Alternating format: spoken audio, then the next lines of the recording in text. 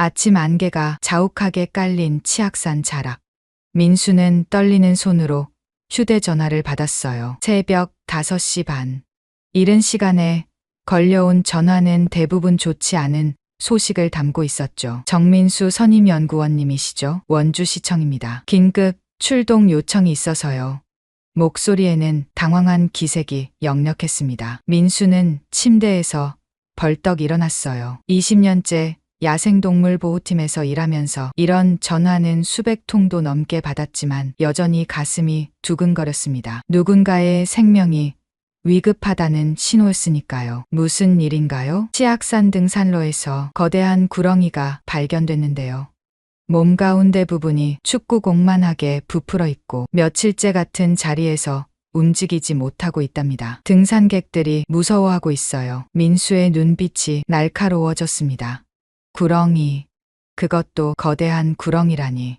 한국에서 구렁이는 천연기념물이었어요. 개체수가 급격히 줄어들어 이제는 보기 힘든 동물이 되어버렸죠. 민수는 지난 20년 동안 구렁이를 직접 본 것이 손에 꼽을 정도였습니다. 제가 바로 가겠습니다. 전화를 끊고 나서도 마음이 편치 않았어요. 구렁이가 며칠째 움직이지 못한다는 것은 심각한 상황을 의미했습니다. 병에 걸렸거나 다쳤거나 아니면 민수는 떠오르는 불길한 생각을 떨쳐내려 애썼어요. 차가운 새벽 공기가 얼굴을 스쳤습니다. 국립생태원 주차장은 텅 비어 있었고 민수의 낡은 봉고차만이 외롭게 서 있었죠. 트렁크에는 언제나 준비된 구조 장비들이 가득했습니다. 그물, 포획봉, 운반 상자, 그리고 각종 의료 기구들.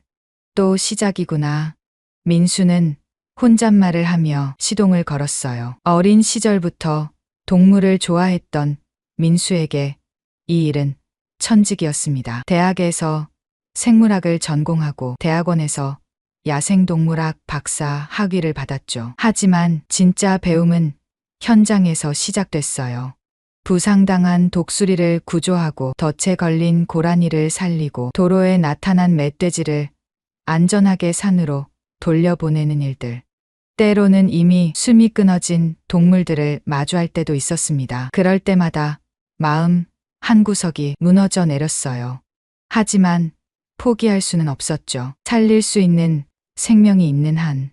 치악산으로 가는 길은 구불구불했습니다. 아침 해가 서서히 산등성이를 물들이기 시작했어요. 평화로운 풍경과는 달리 민수의 마음은 점점 더 불안해졌습니다. 현장에 가자 이미 몇 명의 사람들이 모여 있었어요. 여기에요, 여기. 중년의 남자가 손을 흔들며 민수를 불렀습니다. 원주시청 직원이었죠. 민수는 장비를 챙기며 빠르게 다가갔어요. 사람들이 가리키는 곳을 보는 순간 숨이 턱 막혔습니다. 정말 거대했어요.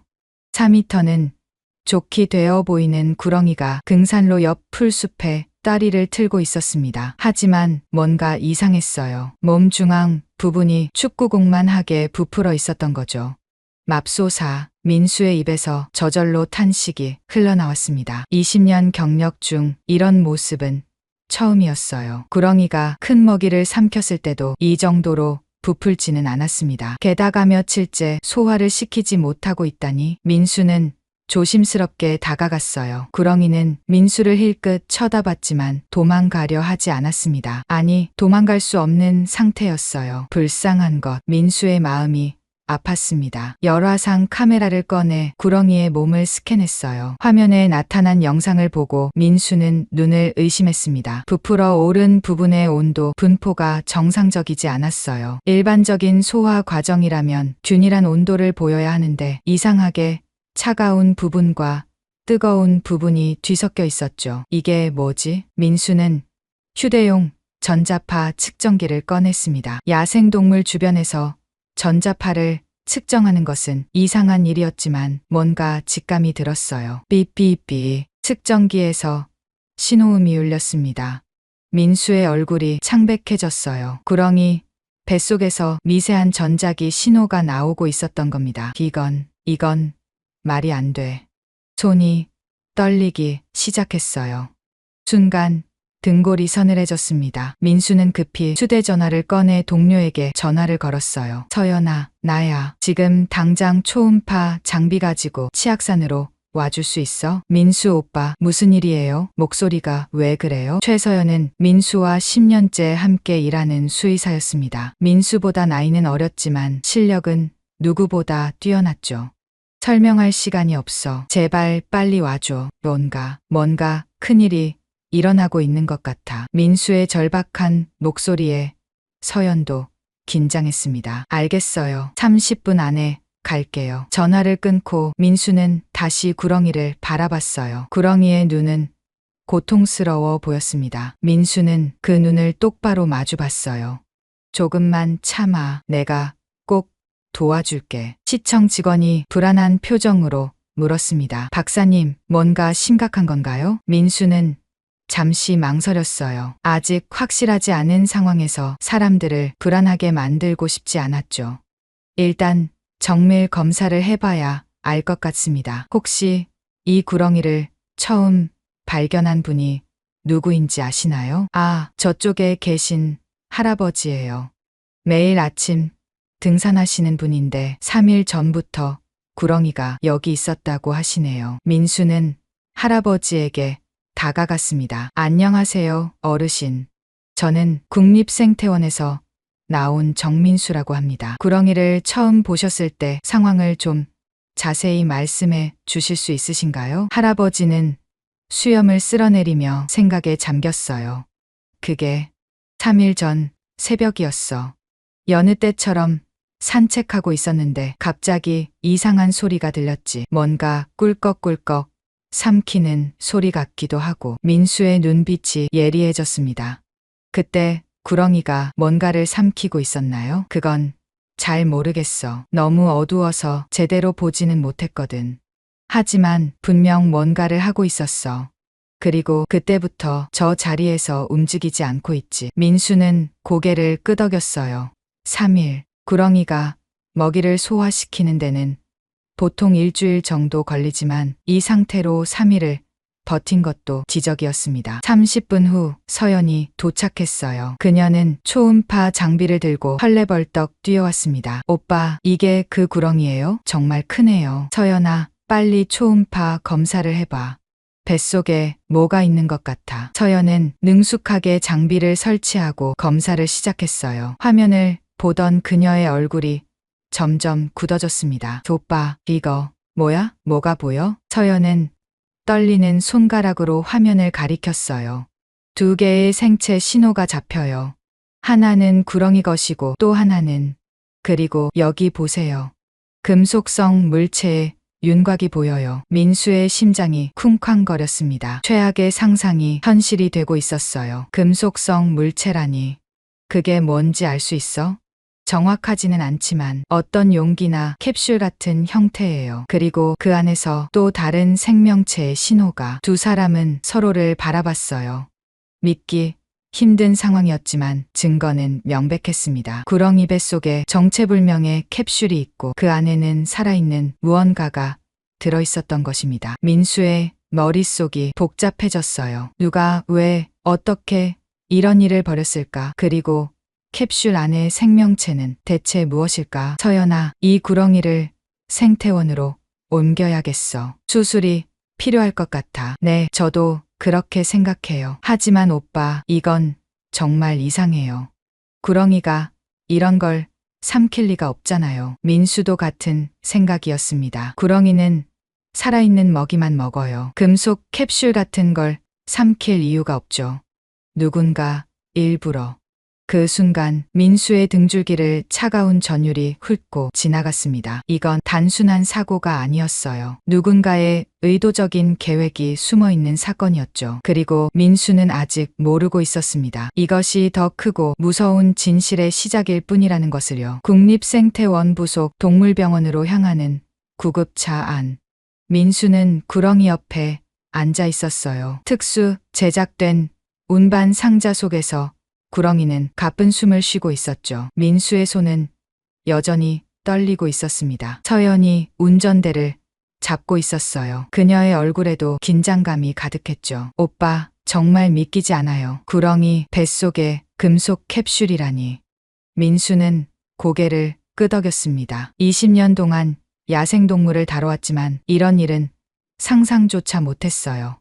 병원에 도착하자마자 의료진이 대기하고 있었습니다. 모두가 긴장한 표정이었죠. 이런 특이한 케이스는 그들에게도 처음이었으니까요. CT실로 바로 옮기세요. 민수가 외쳤어요. 시간이 생명이었습니다. CT 촬영실에서 민수와 서연은 숨을 죽이고 모니터를 지켜봤어요. 화면에 나타나는 영상들이 하나둘씩 쌓여갔습니다. 그때였어요. 이럴 수가. 서연의 입에서 탄식이 터져 나왔습니다. 화면에는 믿을 수 없는 광경이 펼쳐져 있었어요. 구렁이 뱃속에는 정교하게 만들어진 타원형 캡슐이 있었고 그 안에는 개예요. 중형견이 들어있어요. 민수의 심장이 멎는 듯했습니다. 캡슐 안의 개는 웅크린 자세로 잠들어 있는 것처럼 보였어요. 하지만 생체 신호는 분명히 살아있음을 보여주고 있었죠. 이건 생명유지 장치예요. 봐요. 여기 산소 공급 장치도 있고 온도 조절 시스템도. 서연이 떨리는 손가락으로 화면을 가리켰습니다. 그 순간 문이 벌컥 열렸어요. 정민수, 무슨 일이야? 들어온 사람은 한석진 박사였습니다. 국내 최고의 파충류 전문가였죠. 민수가 급히 연락했던 것입니다. 한 박사님, 이거 보세요. 한 박사는 CT 영상을 보더니 안경을 벗어 닦았어요. 그리고 다시 썼습니다. 믿기지 않는다는 표정이었죠. 이건 생물학적으로 불가능해. 구렁이가 이런 크기의 무생물체를 삼킬 리가 없어. 한 박사의 목소리가 떨렸어요. 게다가 이 캡슐의 지름이. 구렁이가 입을 최대한 벌려도 삼킬 수 없는 크기야. 민수의 등골이 오싹해졌습니다. 그렇다면 어떻게? 수술을 해야 합니다. 지금 당장요. 민수의 단호한 목소리에 모두가 고개를 끄덕였어요. 수술실이 급히 준비됐습니다. 민수와 서연, 그리고 한 박사가 수술에 참여했죠. 마취된 구렁이가 수술대 위에 누워 있었어요. 시작합니다. 서연이 메스를 들었습니다. 조심스럽게, 아주 조심스럽게 절개를 시작했어요. 순간 민수의 숨이 막혔습니다. 구렁이의 몸 안에서 은색 캡슐이 모습을 드러냈어요. 실제로 보니 더욱 정교했습니다. 마치 우주선의 축소판 같았죠. 저기 뭔가 써 있어요. 한 박사가 가리켰습니다. 캡슐 표면에 작은 글씨가 새겨져 있었어요. 민수는 순간 온몸에 소름이 돋았습니다. 바이오테라, 어디선가 들어본 이름이었어요. 일단 캡슐을 꺼내야 해요. 서연이 신중하게 캡슐을 들어 올렸습니다. 무게가 상당했어요. 특수 금속으로 만들어진 것 같았죠.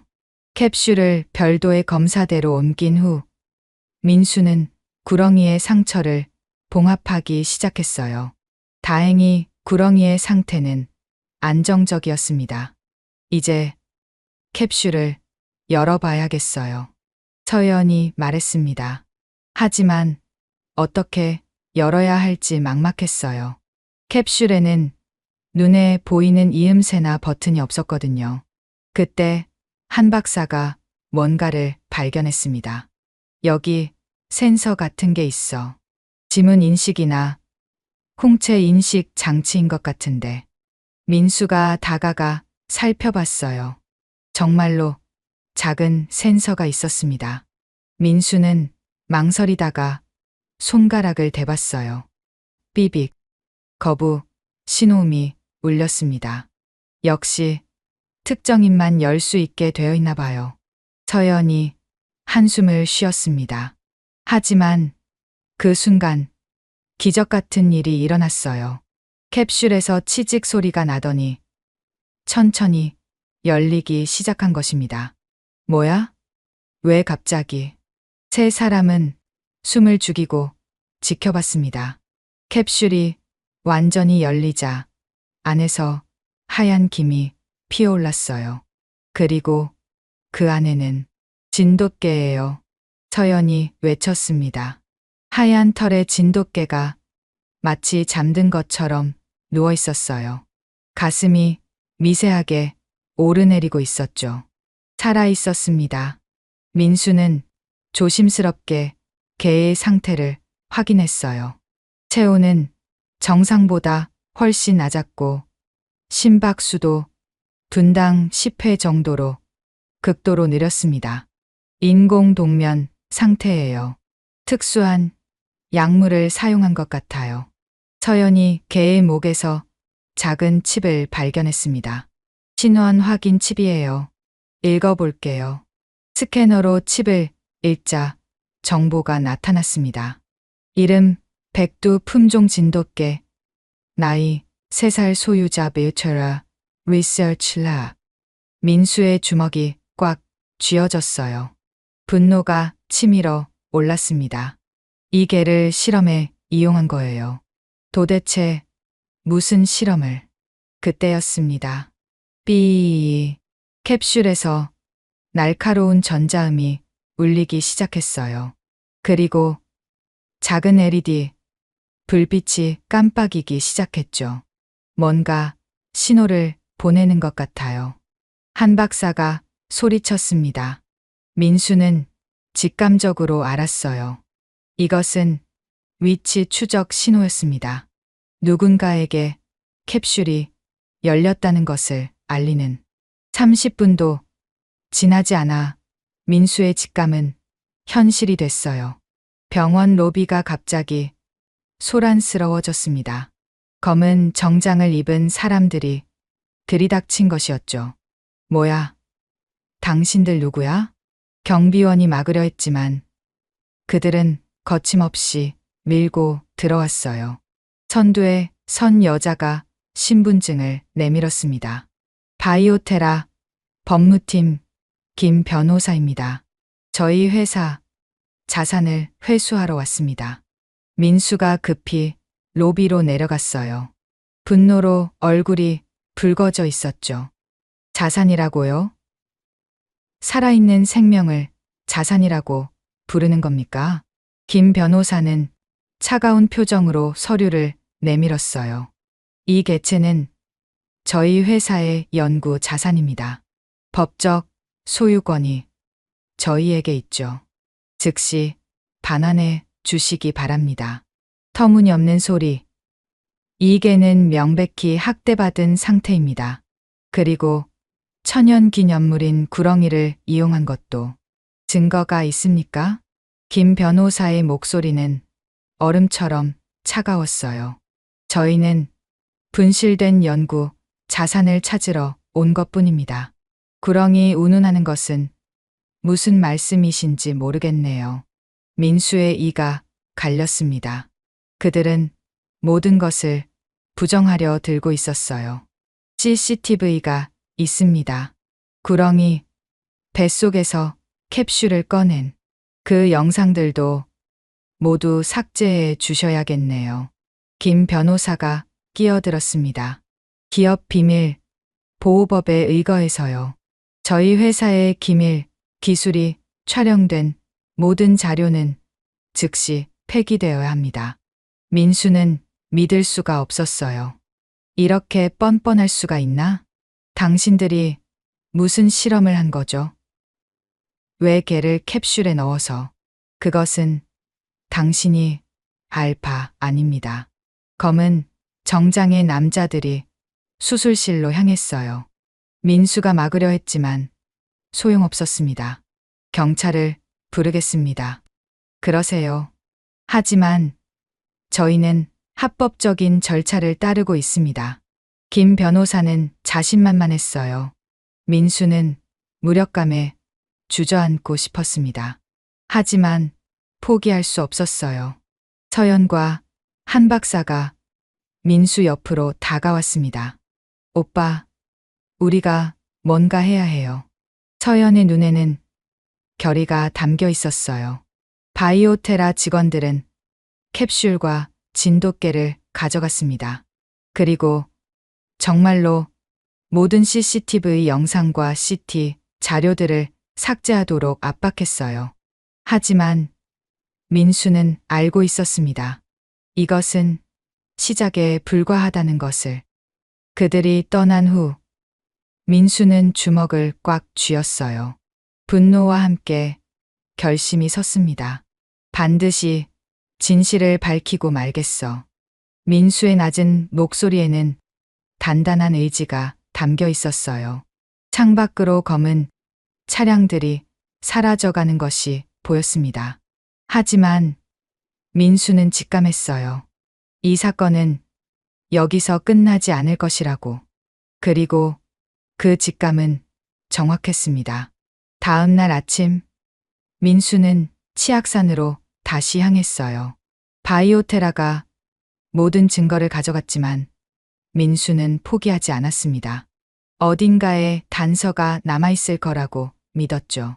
최초 신고자였던 할아버지를 찾아가기로 했어요.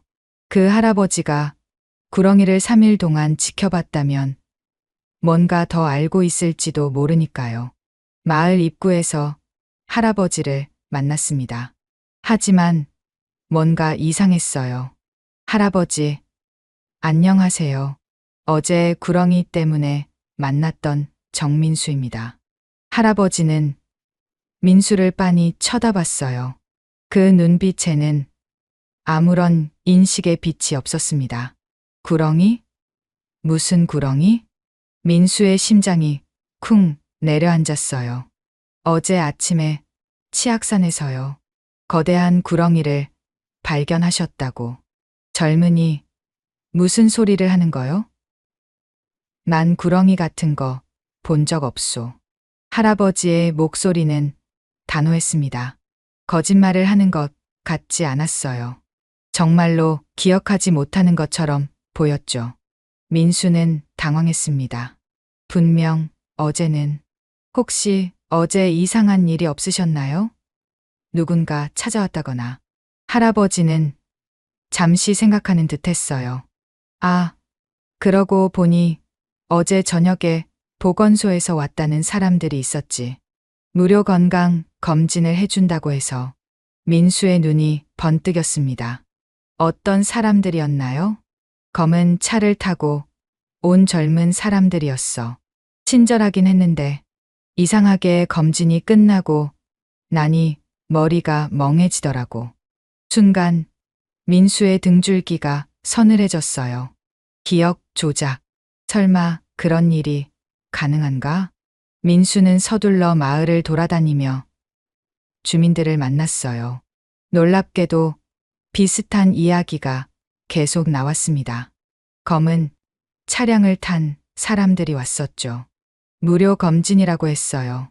주사도 놓아주고. 그 후로 며칠 동안 기억이 흐릿해요. 민수의 주먹이 떨렸습니다. 바이오테라.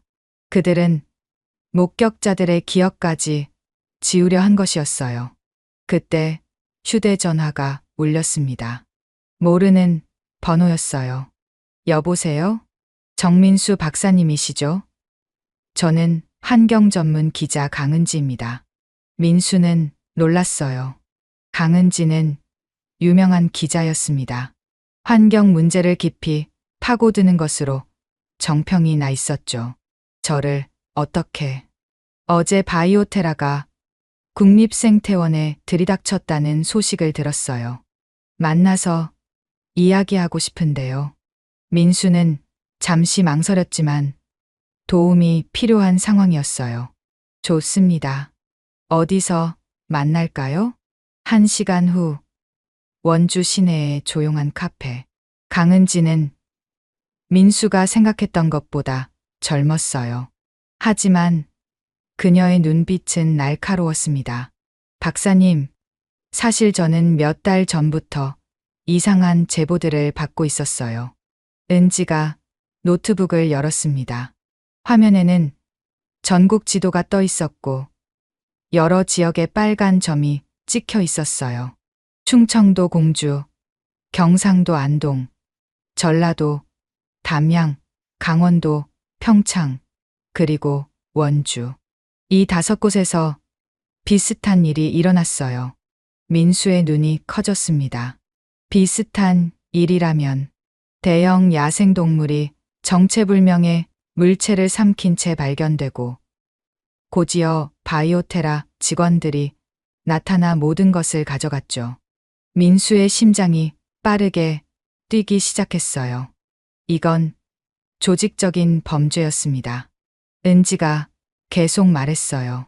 제가 조사한 바로는 바이오테라는 겉으로는 글로벌 제약회사지만 최근 이상한 특허들을 대거 출원하고 있어요. 화면에 특허 목록이 떴습니다. 생체 동면, 유도 약물, 극한 환경 생명, 보존 캡슐, 선택적 기억 차단 기술. 민수는 숨이 막혔어요. 모든 조각이 맞춰지고 있었습니다. 그들이 야생동물을 이용해서 실험을 하고 있는 거군요. 네. 하지만 증거가 없어요. 그들은 너무나 철저하게 흔적을 지우고 있거든요. 은지의 표정이 어두워졌습니다. 그때였어요. 카페 문이 열리고 한 남자가 들어왔습니다. 평범한 차림이었지만 뭔가 긴장한 기색이 역력했죠. 남자는 주위를 살피더니 민수의 테이블로 다가왔어요. 정민수 박사님? 네. 그런데 누구? 남자는 재빨리 USB를 테이블 위에 놓았습니다. 시간이 없어요. 이걸 꼭 보세요. 그리고 조심하세요. 그는 그 말만 남기고 황급히 카페를 나갔어요. 민수와 은지는 서로를 바라봤습니다. USB가 테이블 위에서 불길하게 빛나고 있었어요. 일단 제 사무실로 가죠. 여기서는 위험해요. 은지가 말했습니다. 30분 후 은지의 사무실. 민수는 떨리는 손으로 USB를 컴퓨터에 꽂았어요. 암호를 묻는 창이 떴습니다. 뭐지? 암호가. 그때 USB에 작은 메모가 붙어 있는 것을 발견했어요. 진실은 밝혀져야 한다. 민수가 암호를 입력하자 파일들이 열렸습니다. 첫 번째 영상을 클릭하는 순간 민수는 자신의 눈을 의심했어요. 하얀 실험실, 철창 안에 갇힌 동물들, 그리고 바이오테라 로고가 선명하게 보였습니다. 이건 영상 속에서 연구원들이 개에게 주사를 놓고 있었어요. 몇 분 후 개는 깊은 잠에 빠졌습니다. 아니, 그것은 잠이 아니었어요. 인공 동면 상태였죠. 다음 장면에서는 개를 캡슐에 넣고 있었습니다. 민수가 본 것과 똑같은 캡슐이었어요. 맙소사. 은지의 입에서 탄식이 흘러나왔습니다. 더 충격적인 영상들이 이어졌어요. 캡슐을 큰 뱀에게 강제로 먹이는 장면. 야생에 방치된 실험동물들. 그리고 그들을 추적하며 데이터를 수집하는 연구원들. 민수의 온몸이 분노로 떨렸어요. 이건 명백한 동물 학대예요. 아니, 그 이상이에요. 문서 파일도 있었습니다. 그 내용은 더욱 충격적이었어요. 프로젝트 K9 극한 환경 생존 실험. 목표 우주여행 및 장기 보존을 위한 생체 동면 기술 개발. 1단계 개과 동물 실험 완료. 2단계 영장류 실험 진행 중. 3단계 인간 자원자 모집 예정. 민수의 손이 멈췄습니다. 인간 실험. 그들의 최종 목표는 인간이었어요. 이 자료를 보낸 사람이 누구일까요? 은지가 물었습니다. 민수는 파일을 더 뒤져봤어요.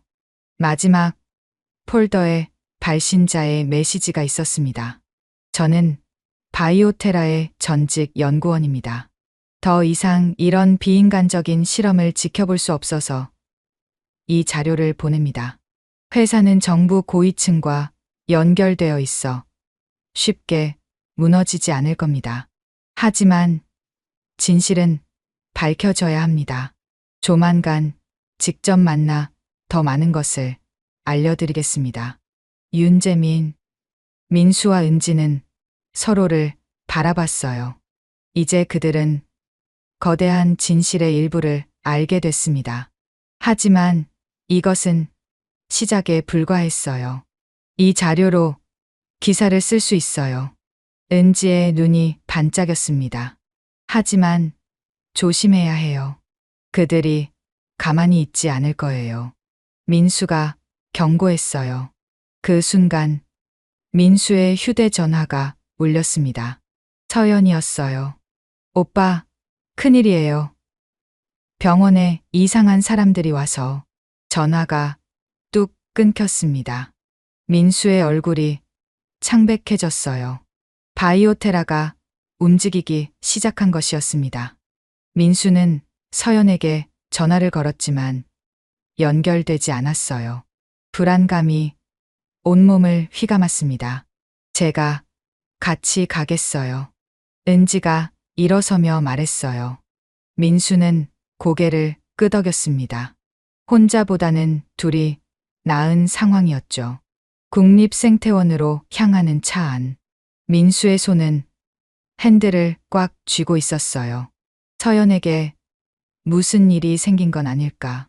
가슴이 미어지는 것 같았습니다. 다행히 병원에 도착했을 때 서연은 무사했어요. 하지만 그녀의 얼굴은 창백했죠. 오빠, 바이오테라 사람들이 또 왔었어요. 모든 기록을 압수해 갔어요. 서연의 목소리가 떨렸습니다. 우리가 보관했던 구렁이, 조직 샘플도요. 그리고 서연이 주위를 살피며 목소리를 낮췄어요. 이상한 전화가 왔어요.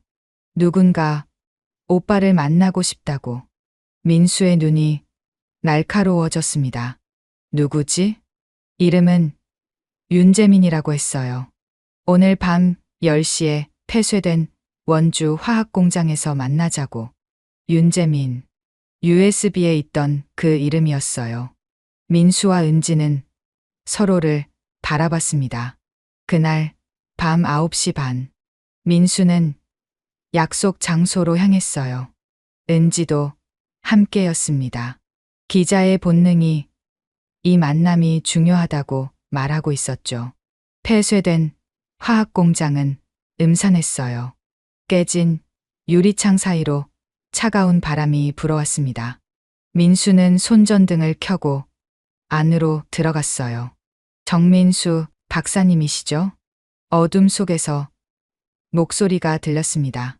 한 남자가 그림자에서 걸어 나왔어요. 30대 후반으로 보이는 남자였죠. 눈 밑에는 짙은 다크서클이 있었습니다. 윤재민 씨. 네. 제가 USB를 보낸 사람입니다. 재민의 목소리는 지쳐 보였어요. 마치 오랫동안 무거운 짐을 지고 있었던 사람 같았죠. 왜 이런 자료를 저에게. 더 이상 참을 수가 없었어요. 재민의 눈가가 붉어졌습니다. 저는 5년 동안 바이오테라에서 일했어요. 처음엔 인류의 미래를 위한 연구라고 믿었죠. 하지만 그는 고개를 떨구었어요. 시간이 지날수록 뭔가 잘못됐다는 걸 알게 됐어요. 우리가 하는 일이 선을 넘었다는 걸요. 민수는 조심스럽게 물었습니다. 구체적으로 어떤 실험을 하신 건가요? 재민은 깊은 숨을 쉬었어요. 그리고 천천히 입을 열었습니다. 바이오테라의 최종 목표는 인간의 생체 보존 기술이에요. 우주여행, 불치병 환자의 미래 치료. 겉으로는 그럴듯한 명분이었죠. 그의 목소리가 떨렸어요. 하지만 방법이 문제였어요. 그들은 동물을 단순한 실험 도구로만 봤어요. 수백 마리의 개들이 실험 과정에서 죽었습니다. 민수의 주먹이 떨렸어요. 분노가 치밀어 올랐습니다. 구렁이 사건도 의도적이었던 건가요? 재민이 고개를 끄덕였어요. 예. 극한 환경 테스트였어요. 대형 포식자의 소화기관 내부라는 극한 환경에서 캡슐이 얼마나 버틸 수 있는지, 그리고 안의 생명체가 무사할 수 있는지. 순간 민수의 속이 뒤집혔습니다. 그들은 생명을 가지고 장난을 친 것이었어요. 목격자들의 기억이 사라진 것도 선택적 기억 차단 약물이에요. 재민이 주머니에서 작은 병을 꺼냈습니다. 이걸 주사하면 특정 시간대의 기억만 지울 수 있어요. 부작용도 거의 없고 완벽한 은폐 수단이죠.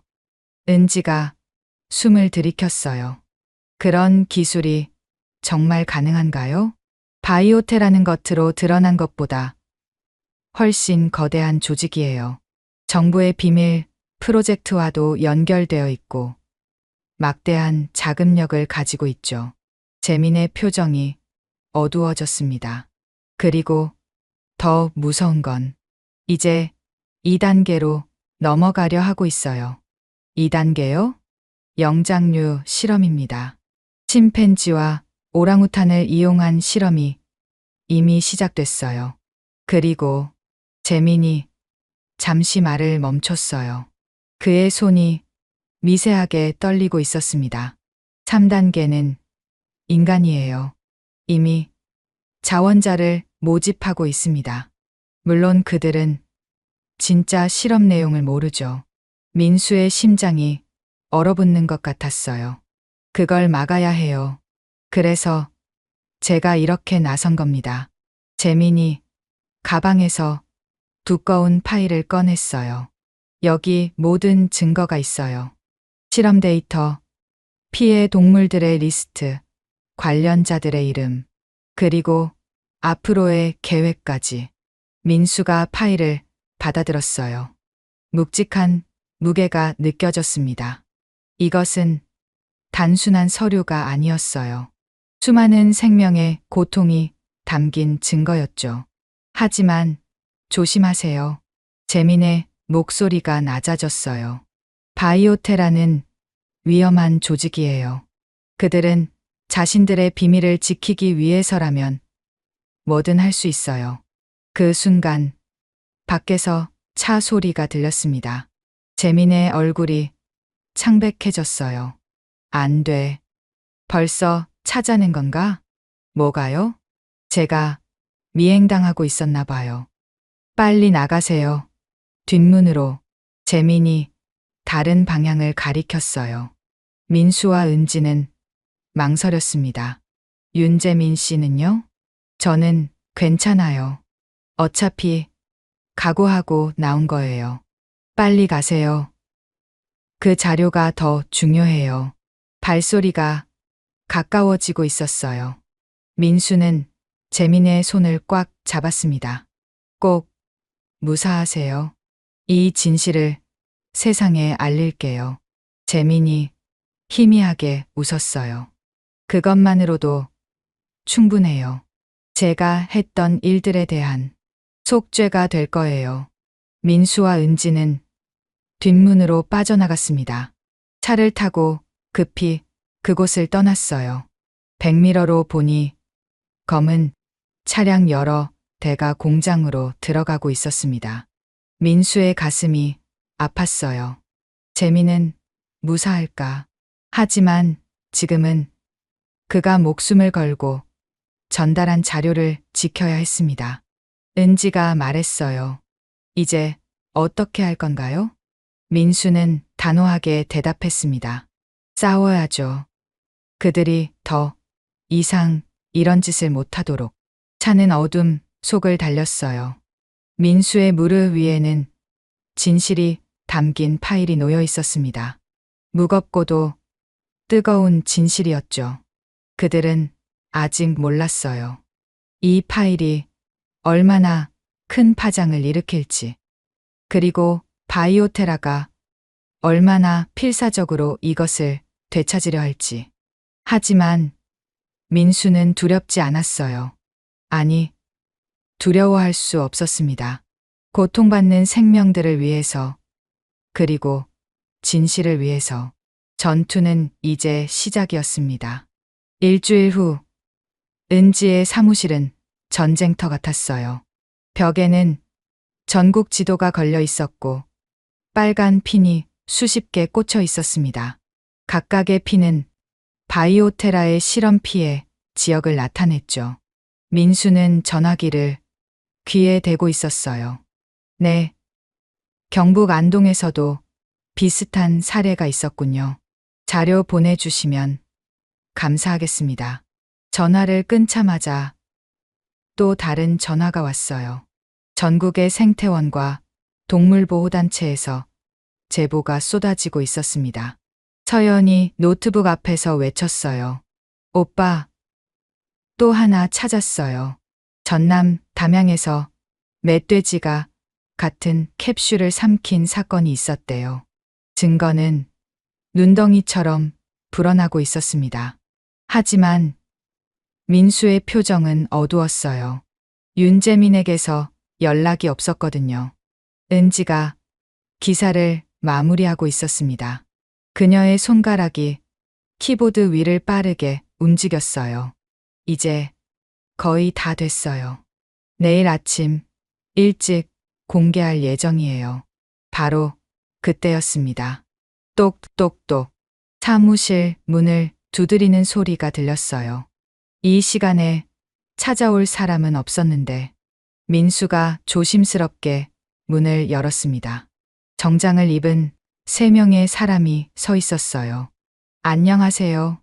바이오테라 법무팀입니다. 앞에 선 여자가 명함을 내밀었어요. 김 변호사, 병원에서 봤던 그 사람이었습니다. 무슨 일로 오셨죠? 민수의 목소리가 차가워졌어요. 평화적으로 해결하고 싶어서 왔습니다. 김 변호사가 서류 가방을 열었어요. 두꺼운 계약서가 보였습니다. 이것은 합의서입니다. 서명만 하시면 각자 1억 원씩 드리겠습니다. 민수의 눈이 날카로워졌어요. 은지와 서연도 놀란 표정이었죠. 우리를 돈으로 사려는 건가요? 오해하지 마세요. 이것은 서로를 위한 제안입니다. 김 변호사의 목소리는 여전히 차가웠어요. 만약 거절하신다면 명예훼손과 업무방해로 고소할 수밖에 없습니다. 우리 회사의 법무팀이 얼마나 강력한지 아시죠? 순간 민수의 안에서 뭔가가 끊어지는 소리가 났어요. 분노가 폭발하기 직전이었습니다. 나가세요. 민수의 목소리는 낮았지만 단호했어요. 우리는 돈에 팔리지 않습니다. 그리고 협박에도 굴복하지 않아요. 김 변호사의 표정이 굳어졌습니다. 후회하실 겁니다. 그들이 떠난 후 사무실에는 무거운 침묵이 흘렀어요. 정말 괜찮을까요? 서연이 걱정스럽게 물었습니다. 민수는 주먹을 꽉 쥐었어요. 괜찮아. 우리가 옳은 일을 하고 있잖아. 은지가 일어섰습니다. 그녀의 눈은 결의에 차 있었어요. 기다리지 말고 지금 당장 기사를 올려요.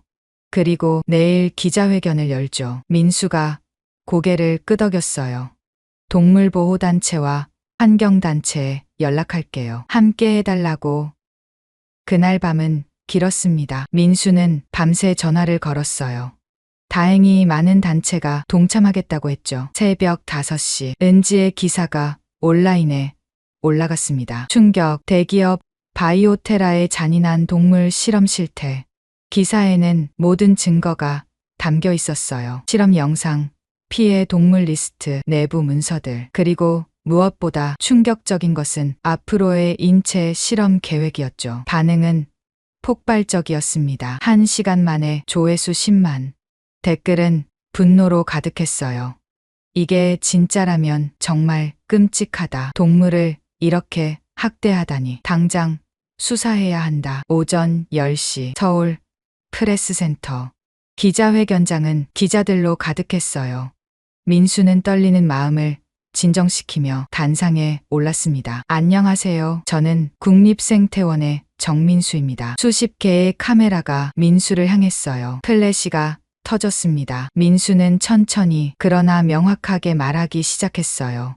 구렁이 발견부터 시작해서 모든 진실을 털어놨습니다. 스크린에는 증거 자료들이 하나씩 떴어요. 실험 영상이 나올 때마다 기자들 사이에서 탄식이 흘러나왔죠. 이것은 단순한 동물 학대가 아닙니다. 생명을 실험 도구로만 보는 비윤리적 기업의 만행입니다. 민수의 목소리에는 힘이 있었어요. 그때였습니다. 회견장 문이 열리고 한 남자가 들어왔어요. 모자를 깊게 눌러쓰고 있었지만 민수는 알아봤습니다.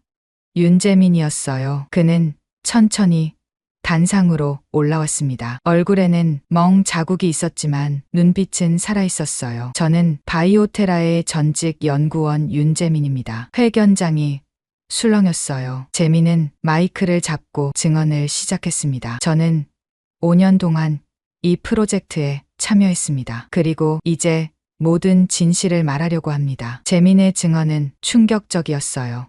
실험의 구체적인 방법, 희생된 동물의 수, 은폐 공작, 모든 것이 낱낱이 드러났습니다. 저도 공범입니다. 하지만 더 이상은 침묵할 수 없었습니다. 재민의 눈에서 눈물이 흘렀어요. 기자회견이 끝난 후 파장은 걷잡을 수 없이 커졌습니다. 시민들이 거리로 나왔어요. 바이오테라 본사 앞에는 시위대가 모였죠.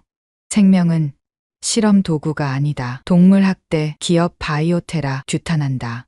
정부도 움직이기 시작했습니다. 그날 오후 검찰이 바이오테라 본사를 압수수색했어요. 일주일 후 텔레비전 뉴스에서 속보가 나왔습니다. 바이오테라 한국 지사장과 연구소장이 동물보호법 위반 혐의로 구속됐습니다. 검찰은 추가 수사를 통해 민수는 생태원 사무실에서 뉴스를 보고 있었어요. 서연과 은지도 함께였죠. 우리가 해냈어요. 서연이 환호했습니다. 하지만 민수의 표정은 담담했어요. 이것은 끝이 아니라 시작이었으니까요.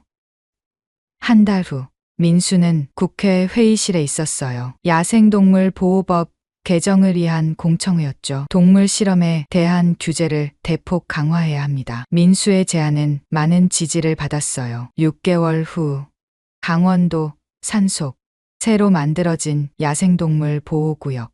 민수는 울타리 너머를 바라보고 있었어요. 그곳에는 바이오테라 실험에서 구조된 동물들이 있었습니다. 천천히 야생으로 돌아갈 준비를 하고 있었죠. 민수야. 뒤에서 재민의 목소리가 들렸어요. 그는 이제 보호구역에서 일하고 있었습니다. 속죄의 마음으로 동물들이 많이 회복됐어.